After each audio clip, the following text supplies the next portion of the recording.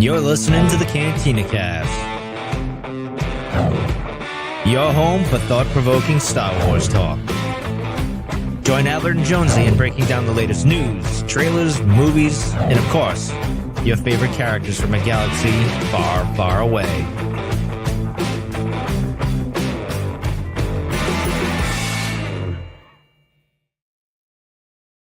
Hello, everyone. Welcome to the Cantina Cast. My name is Albert Padilla, and this is episode 596, where tonight we are going to look at the first of 4 issues from a series called Darth Maul, Black, White, and Red. This will be a full breakdown of the issue and get into full spoilers as well. And to help me do all that is going to be Jonesy, who's got a backdrop of red, I guess, in celebration of tonight's issue. Well, you gave me a hard time, like when you joined the stream getting ready, I had all my lights turned off like this, which kind of looks kind of cool, right? But you should do the whole show like that, honestly. Do the whole show, and for those listening, total darkness with just the red LEDs behind me. But a lot of fun. These are really cool comics. I'm glad we're able to come back around to this. This is almost a year old now, but kind of worth revisiting, I think. Yeah, and it's, we were, I don't know, if you're a Patreon member, we've spoken recently about what we've liked and what we haven't liked with the Star Wars comics. And I think this is one of those ones that it is actually up there as far as the quality and the storytelling and some of the different angles that they're giving us in Star Wars, where I didn't always feel like we were getting that with some of the main flagship title and certainly some of the ones that have come out here at the very end of last year. So it's good to revisit good stuff, and this is a good one. So looking forward to it. Yeah, the good stuff is always our Patreon members, Albert. I don't know if you knew that, but I just thought I'd bring attention to them. Yeah, especially our now part of the tribe members, Alex, Raphael, Danny, Mike, Lauren, Dante, Riss, Jackson, Sharkman Dan, Daz, Uncle Leon, Josh, Jacob, Reader Reborn, and then we're welcoming a new now part of the tribe member. I've got a Brad feeling, which is right up there with Sharkman Dan. Right I was going to say that he's giving Sharkman Dan a run for his money in terms of the quality of the name, the username. That's right. So welcome. I've got a Brad feeling. We're happy to have you. We appreciate you joining Patreon. And our Delusions Grandeur members, of course, our top tier members. Now, this is Rod Racing, CJ, Steve, and Rob. We have updated the end credits, so everybody at all the different tiers are now getting credit where they're supposed to. So appreciate your patience with us there. But thank you everyone for joining us. KTTcast.com/Patreon if you are curious about Patreon. And today, right after the show, we are going to do a Tatooine trading post. It's been several months since we've done one, but figured with the holidays behind us, there might be some bounty that we need to share. So Albert's usually got a fair amount, so he's going to share with us what he's been accumulating here for the last few months. Yeah, junk. Nothing but junk. That's all I've accumulated here. Well, it works. Star Wars junk. Star Wars junk. It's the best kind of junk. Yeah. That'd be fantastic. And if you're watching the stream, thank you guys so much for tuning in. You can always check us out on cantinacast.com/YouTube. Please subscribe to the channel, like this video, comment down below. We do follow up on the comments. So anything you guys are thinking, it should be related to the article or the comic book we're going to talk about. But if it's not, that's fine too. We will come back and circle around and respond to the comments. But thank you guys so much for being subscribers of YouTube. And maybe look for more content coming your way here very soon from this. Yeah, and speaking of YouTube and comments, man, Lauren's preview, just the sneak peek, which is just a few minutes long video, has been absolutely killing it on the channel for Mask of Fear from Alexander Freed. So please do go check that. Her full breakdown, her full review of that will come out this week. So we're super excited about that. cantinacast.com/YouTube. You want to make sure you do not miss that. Again, the early returns from what Lauren has done, and the book in general is just stellar. A lot of people are really enjoying this, and a lot of buzz. I think she really enjoyed it too. So yeah. And actually, really fun fact: Lauren and I are working on a show here in about a month from now that'll even have some kind of tie-ins to Mask of Fear. So a little bit of fun there. Something completely unrelated, but still somehow related. So it'd be a little bit fun to come back and do some of that here in about a month. Awesome. Yeah, looking forward to that, and looking forward to Mask of Fear for everybody picking that up. It's gotten a lot of buzz here recently. I've seen a lot of people that normally don't even read are picking this book up and enjoying it simply because of the Andor vibes. And I was just about to say, I was wondering too, how much of that momentum, right? How much of the anxiety or the anticipation is probably the better term there for Andor coming up in just a few weeks. Is that really helping to accelerate Mask of Fear? I think there's some synergies that are definitely happening between those two right now. I think you might be onto something there. So super exciting. Yeah. We get that kind of tie-in at this time. So the timing really worked out perfectly. So well done to Alexander Freed, and congratulations in advance. This is going to be a good book. Yeah. All right. Speaking of good books, let's get into our breakdown tonight. So we're going to be talking about the name of this issue is called Ghost Ship. Again, this one came out, I want to say it was like April, right? May of last year? I believe it was end of April, if I recall. Yeah. End of April. All right. And we've got Benjamin Percy as the writer, Stefano Raphael as the artist. Not familiar with either one of those, but I did enjoy a lot of what they were both doing from writing and from art. And we're going to do this one just a little bit different than we have typically with comics in the past. Rather than stepping through everything panel by panel, I'm going to kick us off with kind of a summary of what happens in the comic. And we'll get into talking about kind of our initial impressions first, and then we'll get into some just discussion points, talking about what we liked, what we didn't like, some of the things that stood out to us as we're reading this issue. Again, I definitely highly recommend you guys go pick this one up.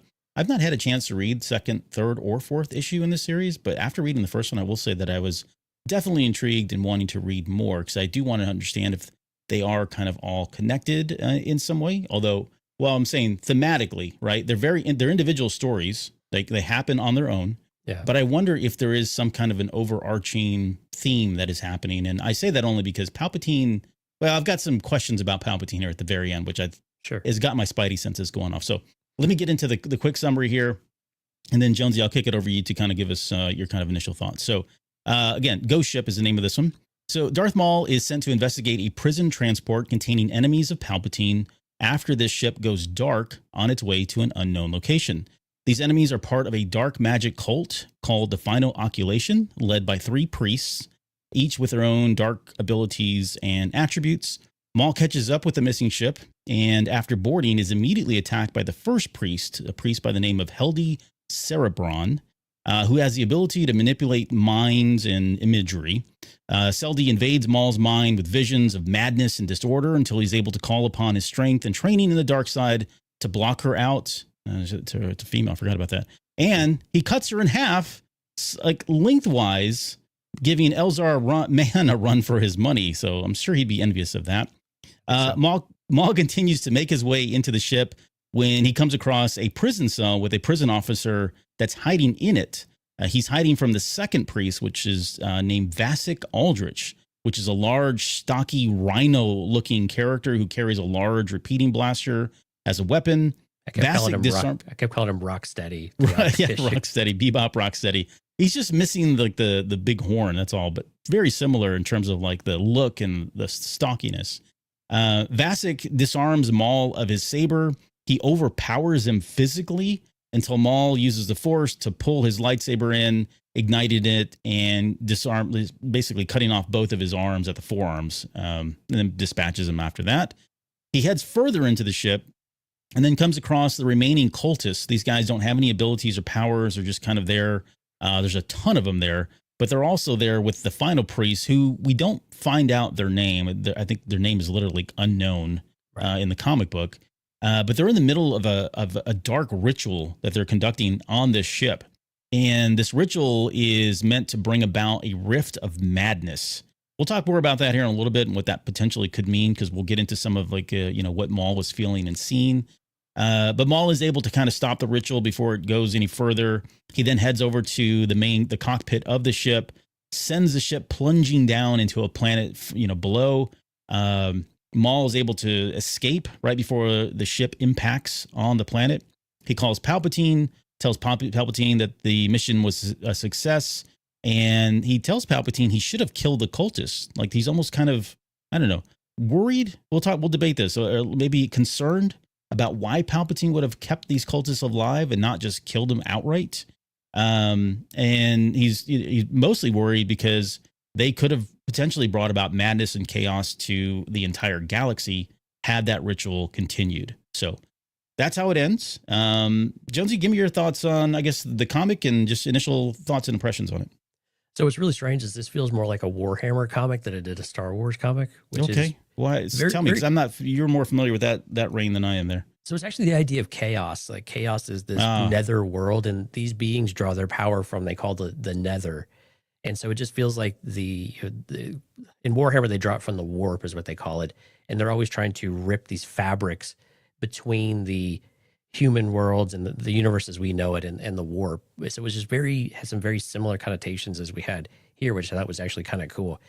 For those not familiar with black, white, and red, these tend to be very gritty. Of course, the color palette is all shades of gray, black, white, and red. But they tend to be very gritty, which is why Stefano Raphael was the perfect artist for this first issue. Each issue has a different writer and a different artist, by the way. But Stefano Raphael, man, this guy in this like fits his style so well. And there are some panels throughout this issue that, especially with the unknown priest, that are just absolutely chilling, where Maul is like ripping his face off. It's an image of Maul. It's not him actually doing it, but ripping his face off 2 skulls. And it's just it's just stellar. I mean, there's really not much really to say about that, but these tend to be pretty dark stories. And while this one's not necessarily, well, yeah, they tend to be dark, and they also tend to be fairly violent. And this was done in the Marvel lines quite a bit. And I think it actually works really well here with a character like Maul. It's almost very horror inspired in some way. And so I was gonna. Sorry, I didn't mean to cut you off, but when I was reading this, you just sparked something. I was thinking this reads more like, if you remember, like Marvel Knights, where it wasn't like R-rated and it wasn't just the general audience type comic, but it was somewhere in the middle of those two. That's how I felt when I was reading this one here.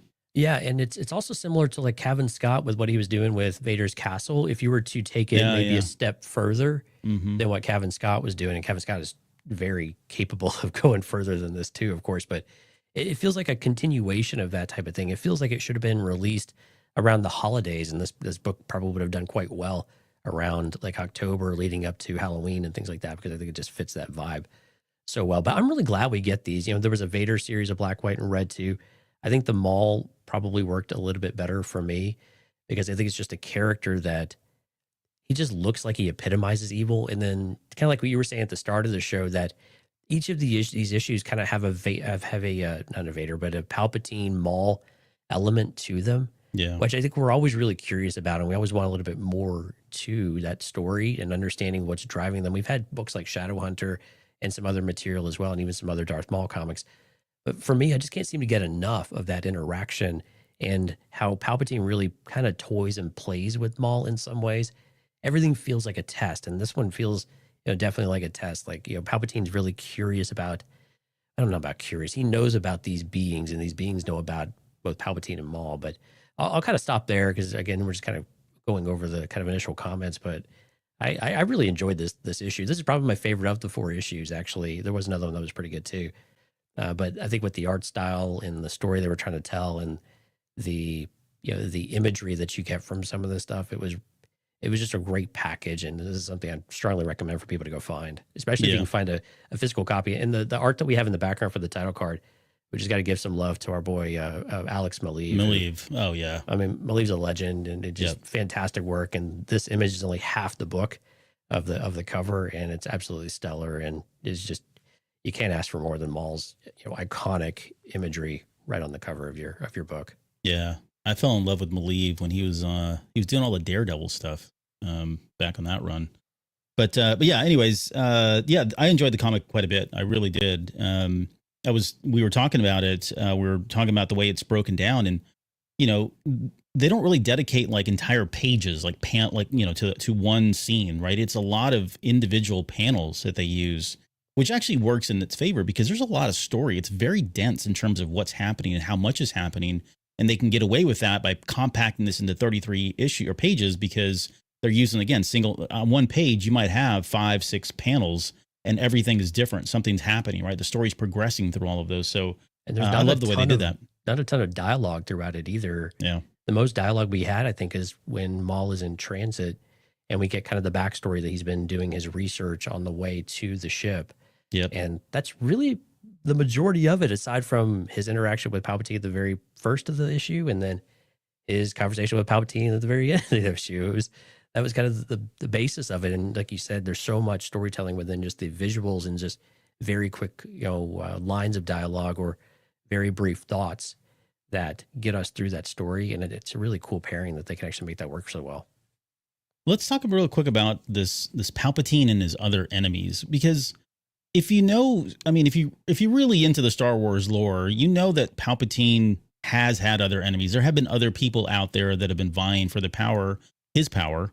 And the way he presents this to Maul initially is like, hey, there's these guys out there. I put them on a ship, right? The ship's gone and disappeared, but they threaten not only to the biggest threat is they could expose us, right? They could tell everybody that the Sith are out there, and that's really where it's coming from. At least from Palpatine's perspective, this is about the preservation of the rule of two, keep their secrecy, keep their hiding in the shadows. They don't want that to be out there and exposed. There's a lot of questions I have around how did they even find out? You know, were they dealing with these beings, and so he had a relationship with them at some point, and so that was, you know, he trusted them, and that trust was broken or severed. These guys feel like, you know, going back to Dungeons and Dragons alignments, these are all like chaotic evil characters. Like they're the worst of the worst. They cannot be trusted. So it does beg a lot of questions of why Palpatine would keep these people have relationships, and what was he using them for, right? On top of that, these are not like, I mean, they're like straight out of a horror film. Like the first one, that Heldy Cerebron or whatever his name is. I mean, he's got like this big brain, bulbous head, kind of like the leader, since we're talking about characters or comic book characters. But I mean, he's got one eye that's drooping. It's just like empty eye sockets. It's really grotesque looking. It's almost like the rhino. It's almost like entrails dropping. He doesn't have from his stomach. Yeah, right. She doesn't have feet or legs or anything. She just kind of hovers there and appears to just dissolve into nothing. It's really, really wickedly cool, actually. Yeah. And then you've got this, the Vasek Aldrich guy, the one that's got the repeater blaster. Again, we joked about it looks kind of like Bebop Rocksteady, whatever the Rhino was now. But he's kind of in a spacesuit. He's wearing like a spacesuit too, on top of that. And then you got the last one, which is the Unknown, which is probably the creepiest looking thing. It looks like something like Guillermo del Toro had made or something for one of the movies, or something like from Stranger Things, right? It's very similar to that, almost H.P. Lovecraft kind of design. Right. Really long, strangly arms and legs, and you know the kind of flaring, I don't know, squid head kind of thing. But it's just creepy as all get out. But I just have a question, I guess, about these other enemies. We don't see them a lot. We always, you know, think about Palpatine. We think about the Sith, and we think about what their arch enemies are, who their enemies are. And we think always the Jedi or the Republic. But there are other galaxy beings in the galaxy that he does have kind of relationships like this. Your thoughts on that? And then maybe let's get into a little bit of this Nether, because I have a question about whether or not it's something completely different, or do you think it's just another facet of the dark side, or a facet of the Force, similar to what we see with the Witches of Dathomir, you know, and how they interpret the Force. So yeah, that's a great point. I think they're both intertwined, so we'll probably just kind of talk both of them kind of as a mix. But yeah, with Palpatine, he's always looking for power everywhere he can get it, and needs to understand not only the landscape of what others pose a threat to him, but is there something that he would be able to incorporate into what he needs to do. And so I think the relationships he had with Mother Talzin, with the Night Sisters, and even with these beings, it doesn't seem like he has we're not given a suggestion that he's actually had a relationship with them, but he's had them imprisoned, and he definitely wants to study them and interrogate them. And that was the basis of it, right? The ship was supposed to be going to a prison planet to where then he would be able to do it. And he was the one that organized their capture. So he's aware of them. He wants to do something with them, but it doesn't seem like there's necessarily an alignment, because some of the dialogue we get later on from the unknown identity is that, you know, they know what Palpatine is trying to do, but he's wrong. This isn't how it's supposed to work. And this idea of chaos and, you know, versus order, we'll talk a little bit about here too. But, you know, it's interesting though, that Palpatine's just always looking for every different angle that he can explore, especially when it comes to the Force or something that is kind of Force relevant, right? Maybe to our purposes here. And to speak about the Nether, I mean, it takes the Night Sisters stuff like to a whole nother level. And at the beginning of the issue, Palpatine talks a little bit about, he's kind of describing this to Maul, that this is very unlike anything that Maul's ever going to come across. And that's why Maul is such a good candidate for this, because he's very cold and brutal and very sharp, right? And these beings manipulate your thoughts, manipulate your emotions, and that type of thing. So you're very susceptible to it, where if you're cold and calculated and disciplined, you have a chance. But I think and I lost my train of thought here, but I think when you're starting to come back to like this idea of the nether and pulling it from other places, you know, well, crap, what was I going to say? What did Palpatine? Palpatine was talking to Maul up front about some of this stuff. Oh, the dark magic. Yeah, Like he talks he about the refers to legend. it. Yeah, the legends of dark magic, you know, and is very akin to that. And I don't know if for you, did that really resonate like more like Night Sister type of magic, or did it feel like something else? No, that was kind of my question. I think it's just the same thing. It's a facet of the dark side, maybe an interpretation of the dark side. I don't know. That's always kind of been up for debate. I mean, I've always felt like magic is dark magic is his magic, but in some way it feels like it is again tethered to the dark side, the Force specifically. I kind of sense the same thing here, right? Maybe the way they see it, they interpret it is different, and they call it the Nether. But essentially, they are doing a lot of the same stuff that you would expect from dark side users. In fact, I would say that interpretation later on, when they bring Maul in and they're saying like, "Hey, Palpatine's lost his way. It's really about about chaos versus order." They're almost kind of speaking to like the worst of the worst when it comes to the Sith. Like we have examples of Sith in the past that really took the dark side to really extremes. Your boy Momin is one that jumps up to the front, right? Where it's just like absolute chaos. The purest of evil, not really interested so much in order. There are other examples like that. So I don't see them any different. I see them as kind of again interpreting the Force in a different way, calling it something different.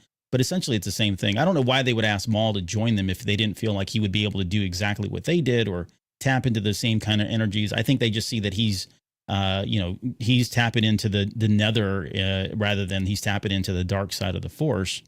But it is going back to this. I want to go back to this order and chaos thing because that's for all of Palpatine's fallacies, as all of his his weaknesses, he is like very much okay with order. Like he needs order, right? And I think a lot of this goes back to it's going to go back to the rule of two and Bane, right? He's when you read those books, you realize how much Palpatine is cut from that same cloth. He really follows a lot of what Bane talked about, whether it's the relationships, right? Palpatine doesn't have buddies. He doesn't have drinking buddies that he goes out on the weekends with. He has relationships because they help him, right? That's the only reason Bane ever had any kind of relationship. It was self-investing, right? There was going to get something from it. And we see Palpatine doing the same thing. Bane was somebody that believed in order. He had to have order. There had to be order in the galaxy. He wasn't out there just to destroy everything and lay it all to waste. He believed in order. And you see Palpatine's doing the same thing here. Without order, he could lose the galaxy, right? There was no one more controlling than Palpatine. And so that, in a sense, is kind of a form of order, right? That absolute control was what kept the galaxy together. For all the rights and wrongs, right? Or all the wrongs, I should say. I'm not trying to make this guy, seem like the good guy here at all. Right. But yeah, it's certainly an aspect of Palpatine or attribute of Palpatine that we could see many examples of with the Empire. Everything from keeping ranks and all the plans that he had, before his death, after his death. It was all just calculated, right? Always playing the long game. You couldn't do that in a world of chaos. So this idea of using the hyperspace drive on the ship in order to, like, they reverse engineer or whatever they've done to it to kind of tear a hole in the space-time continuum of sorts, right? With the Nether, and to allow this chaos to infest the galaxy and basically mind control everybody and just completely obliterate everyone's minds, everyone in total anarchy and chaos. What do you think about this kind of being the anti-Mortis? Like, to an extent. I mean, Mortis is kind of the definition of balance, control, steady, just, everything in harmony. And this is really but you also have these elements of the way they've been able to kind of pass through, like they can walk and have basically a hyperspace type of route, like they did with the Wolves and Rebels and some other things like that. And I'm not saying that's necessarily Mortis, but they all kind of seem somewhat related in some ways. And this seems like just the antithesis of a lot of that stuff, like ripping this hole and, basically being able to link every creature in the galaxy potentially in some sort of just terror, I guess. Maybe with like they talk about the minds screaming when they're around this final priest, and it's almost like a song of sorts as well, which is kind of a fun combination in comparison to like High Republic and Avar Chris. Yeah. But I really started leaning into this more about like this being the opposite side of the Mortis, balance in the ways of thinking, the whole idea of order within Mortis. And again, that Palpatine would be curious and aware of wanting both sides of understanding what that is. Well, if one side doesn't work, can I use this other one? Or is there something I can kind of blend and manipulate, to the best of my ability to be able to do that? And we know he's pursuing Mortis a little bit later on, but what if, I mean, that was actually many years later, but Right. what if this was kind of the, the beginnings of some of that discovery of some of these things that were true, and starting to potentially expose him to some of the ideas that maybe were legends, but, are just now coming around.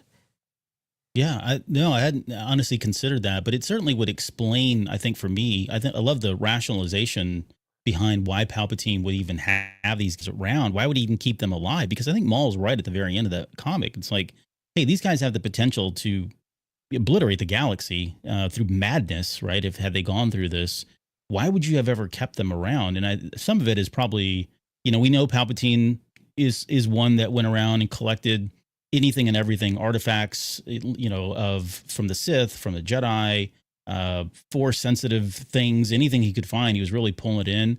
I never got the sense that he was really I feel like I'm talking about Hitler here, but I never got the sense that he was really into like the occult, and because he had his relationships with, the Dathomir witches, we knew what that was like. He was trying to kill all of them for the most part, right? But it didn't seem like he was really interested in what they had to offer.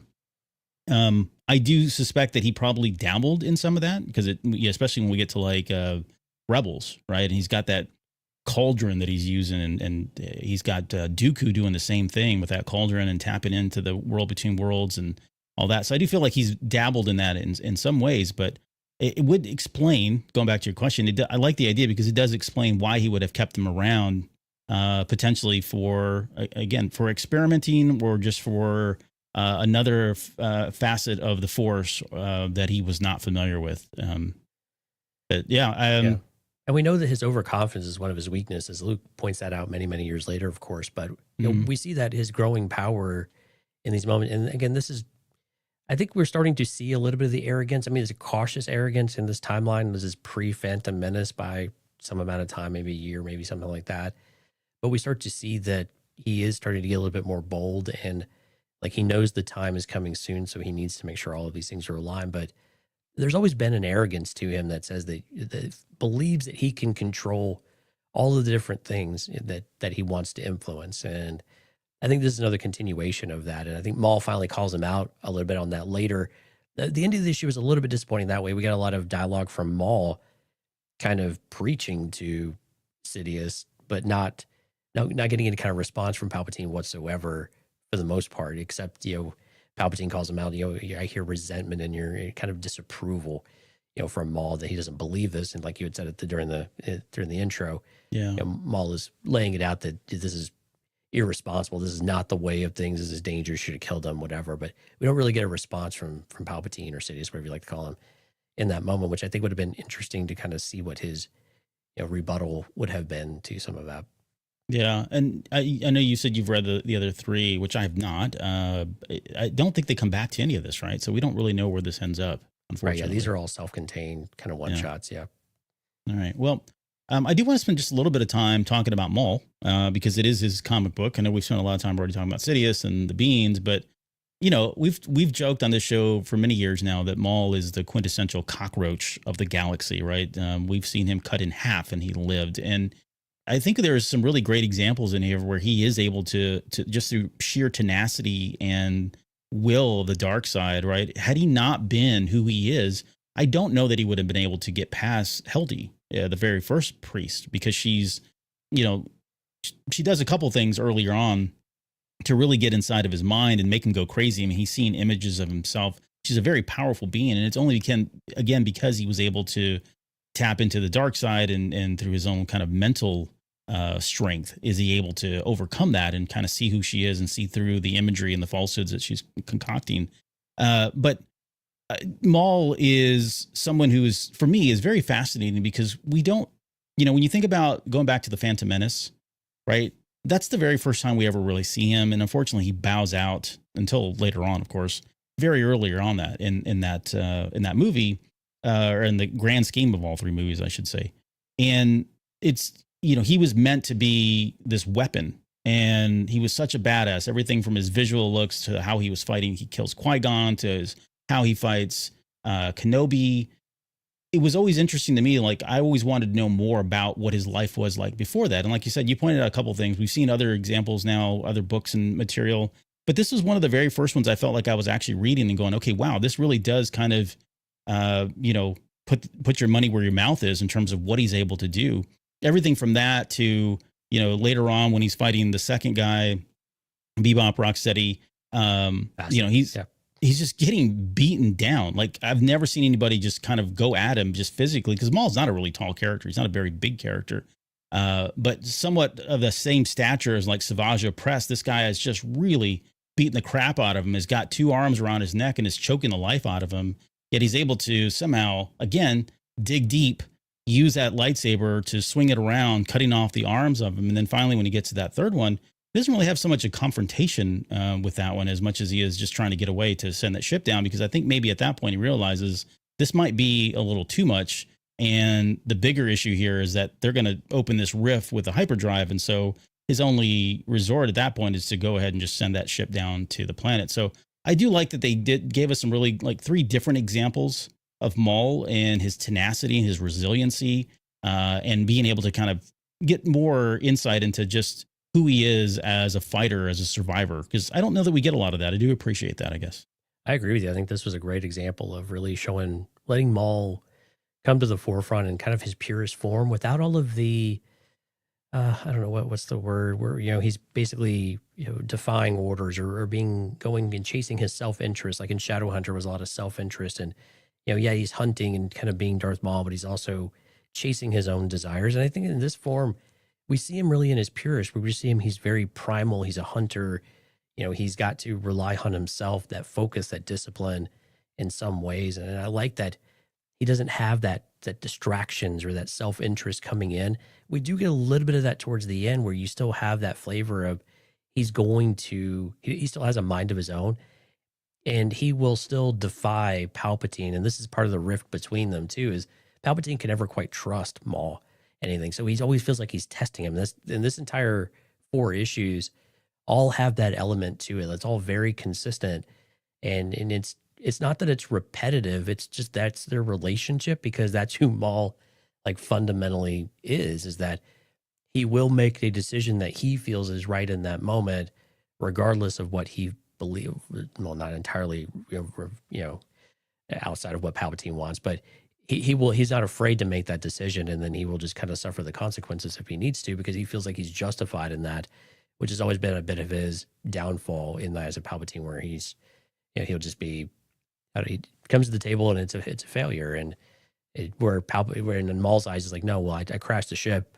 Like, this was the right thing to do. You kind of made a mistake in calling him out and then usually getting punished. And we saw this in Clone Wars as well with Savage Opress and like the defiance of Palpatine directly, which didn't really go well for either one of them. Yeah, right. Yeah. And this is he's still young. He definitely wants to, he wants to make his master proud of him and that he's worthy of all of this, but he also feels like he kind of knows better in the moment in this issue in particular. And he's probably not wrong, to be honest with you, but again, that he's okay with defying Palpatine still has that element of Maul is his own character and is his own way of thinking, which I think it was nice that it wasn't just a puppet in this issue, that we still give a little bit of dynamism to Maul.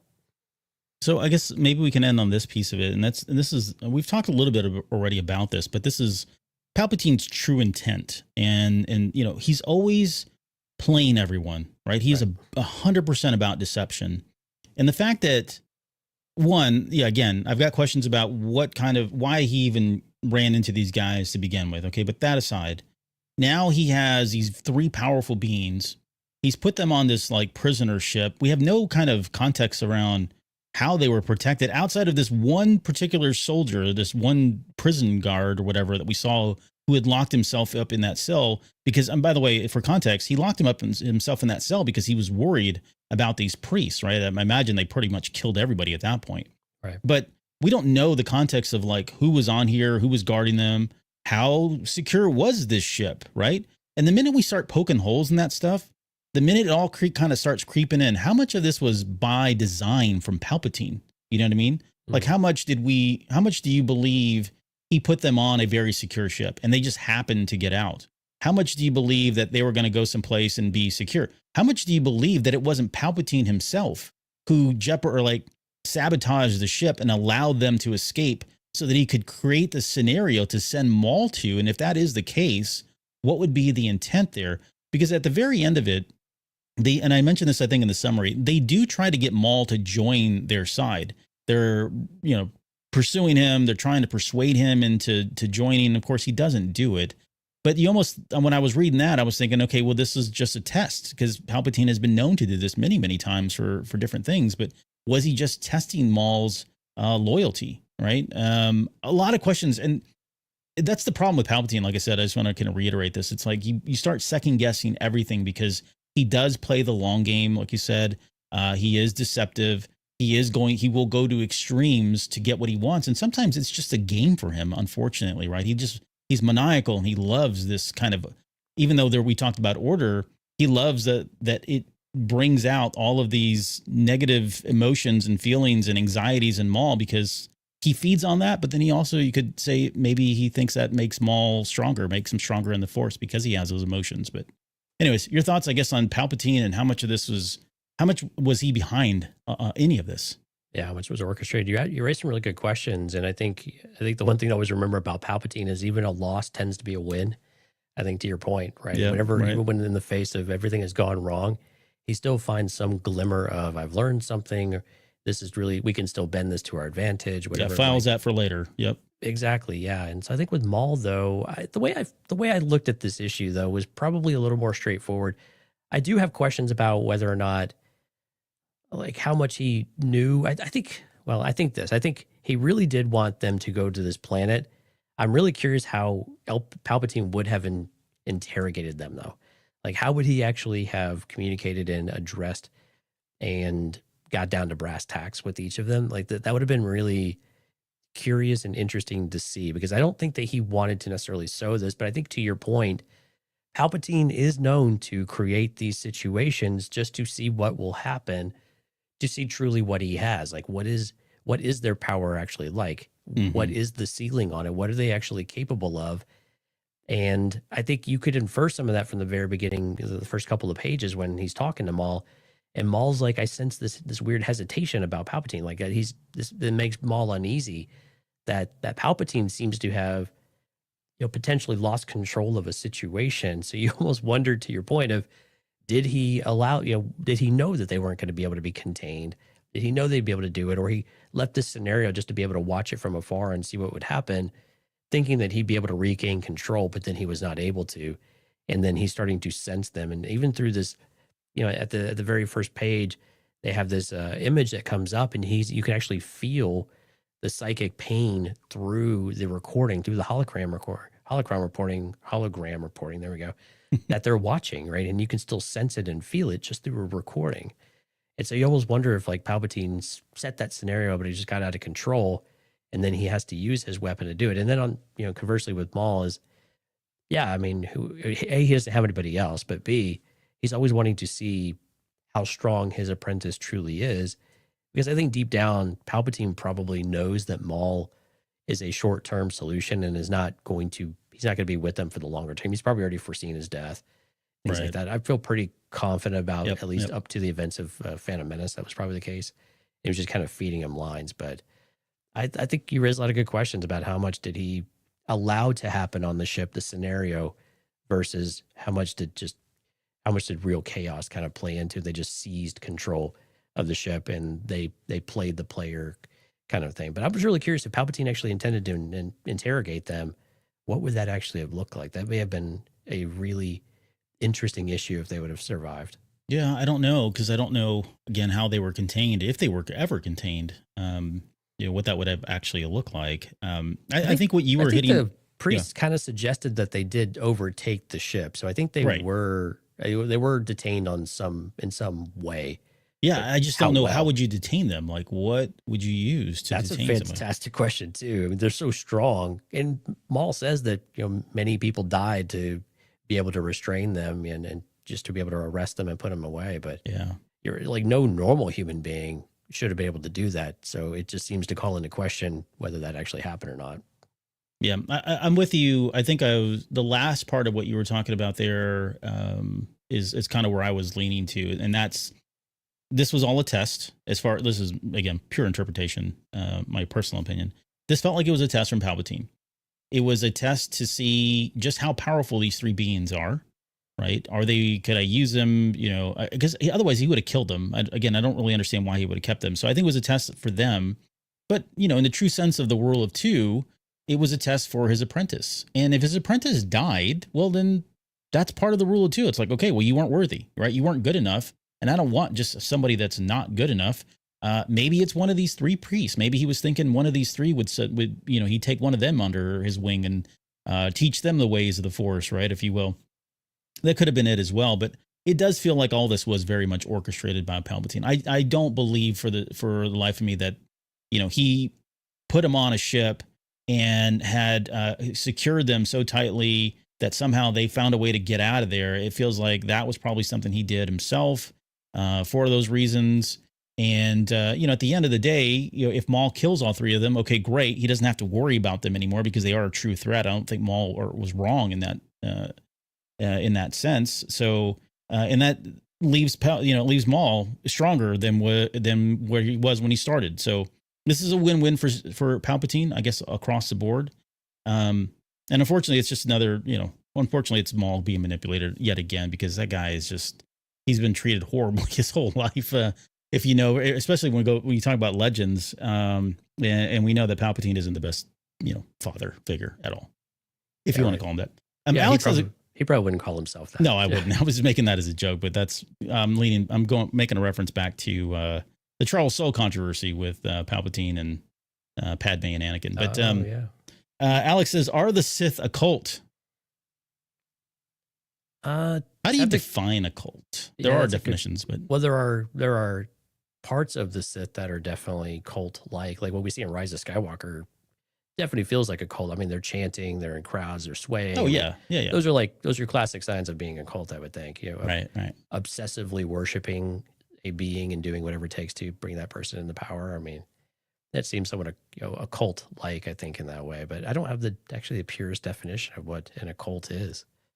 I don't either. I'm not even going to look it up. But I think it's worth mentioning, like you said, the what are they called? Sith Eternal. Right. Those are like the true, like formal cultists. And there's clear examples of them being culty. That's probably not a word either. Where they're, sacrificing people and they're worshiping Palpatine. I mean, on Exegol, there was that big room where they all congregate and they would do their Sith rituals and that sort of thing. So I think in essence, you probably could say they are a cult. I don't think that Palpatine sees himself as a cult. I know Bane didn't see himself as a cult, right? That wasn't what the Sith were. The Sith have truly never been a cult in that sense. So I would say from the legacy perspective, no, not a cult, but through the years, people worshiping them and seeing them as deities, gods, if you will, whatever, then cults have kind of sprung up and that all benefits them. So I don't think they really care. I don't think they get in the way and say, no, stop, you can't be doing this anymore because we're not a cult. I think they breed off of that. Or, they enjoy it. So feed off of it, not breed. That's kind of gross. Feed off of it. So I think they allow it to happen, and they certainly benefit from having these cultists that are out there doing, extreme works for them or dying for them in some cases. That all makes sense, but I don't think the Sith see themselves as a cult. Well, so here's the Oxford definition, and it's basically going to encompass every Force user. So the Jedi are a cult. Then let's just call it what it is. When I read this, you're going to think yes. So of involving or relating to supernatural, mystical, or magical powers or phenomena. Well, that's like everybody. That's everybody. Yeah, we've we've covered really everything. It's the entire galaxy now. Every form of potential religion falls into an occult by that definition on some level, I would presume. But yeah, that's what it is. It's a good question. It is. It's interesting. I mean, like, in what starts to differentiate between like philosophy of what it means to be a Sith versus like the mystical aspects of being a Sith, and then the doctrines and the things like that. So it's got a lot of layers. I think each one has a lot of layers. I usually view a cult as like when you start to get that obsessiveness type of thing. I think that's when we think of cult rather than occult.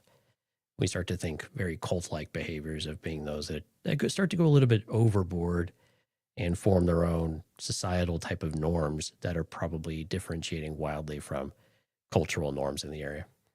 So is it fair to say, this is not a fair question, but I'm going to reference it or frame it as so. Is it fair to say that the Sith Eternal are the cultists to the Sith as the Guardian of the Wills are the cultists to the Jedi Order? You could make an argument, I think, in that way. Right. Well, I mean, actually, we see a lot of this in Phase 2 of the High Republic, right? Yeah. So when they're on Jeddah, you have a lot of these that feel more kind of cult-like, right? They have basically a church of the Force, and there's a lot of that. So I think they all kind of fit. I mean, the shoe fits kind of for all of them in some way. Yeah. And Steph is asking if we were talking about occult or a cult, and we're talking about both, although they're very different and probably not interchangeable. But occult is the definition I gave. Yeah, I think cultists generally have characters or traits of like brainwashing and, being fanatical versus, a cult, which is just a gathering, like you said, worshiping of like supernatural people or whatever, beings, I think is how that's split up. Okay, well, let's do some definitions from Oxford. Oh my again, goodness. what a cult is. Thanks, Steph. A system of religious veneration and devotion directed towards a particular figure or object. A misplaced or excessive admiration for a particular person or thing. So it's more the obsessive side of things. Yeah. Okay. Or directed towards an individual ideology or person, I guess. Right. Yeah. There you go. One Up versus CPU says the Sith themselves aren't a cult, but their fan club is. Yeah. The Sith Eternal are definitely fan club. We probably should have just let in with that. Thanks, One Up. We appreciate that. I said that earlier. I said they have their cult, which is the Sith Eternal, but I don't think the Sith saw themselves. Albert, sorry. Yeah. All right. All right. Next Patreon episode. Who is in a cult? Like who's a cult and who's not? Whose cult is it anyway? Right. There you go. Oh man. You know who's not a cult? You beat me to it, Albert. That's our amazing folks amazing folks in the live stream. Thanks to everyone come out. We saw a lot of you out there in the background. Thank you for tuning in. Special thanks to Alex, One Up versus CPU, Steph, Music Train, Jorge for chiming in the chat, especially our lively occult versus cult conversation. If you would like to tell us about your cult, leave us a comment in the YouTube channel for this episode, which is 596. Yeah.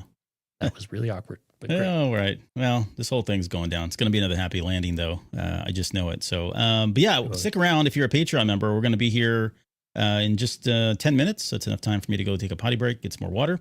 But we'll come back in 10 minutes and record our Way Station Patreon exclusive. So I got a bunch of loot here that I've picked up over the last couple months now from Christmas and some stuff I just bought recently. And Jonesy's got a couple things as well. So we'll do old school Way Station. So not Way Station. Oh, Tatooine Trading Post. There we What go. the heck am I doing, man? Tatooine Trading Post. Yeah. So we'll be showing you guys and talking about some of the things that we picked up and, why we like them, what we don't like them, that sort of thing. So let us know what you thought about the different format for the comic. Did you enjoy this compared to what we've done before with more of the page-by-page breakdown? And then also make sure you go out and support Lauren, both with her sneak peek Mask of Fear and her full review that's coming out this week. So you're not going to want to miss that. I have a feeling it's going to be a really good review. Yeah. Okay, guys, we'll leave it there. Thank you all so much for joining, and we'll see you guys on the next show.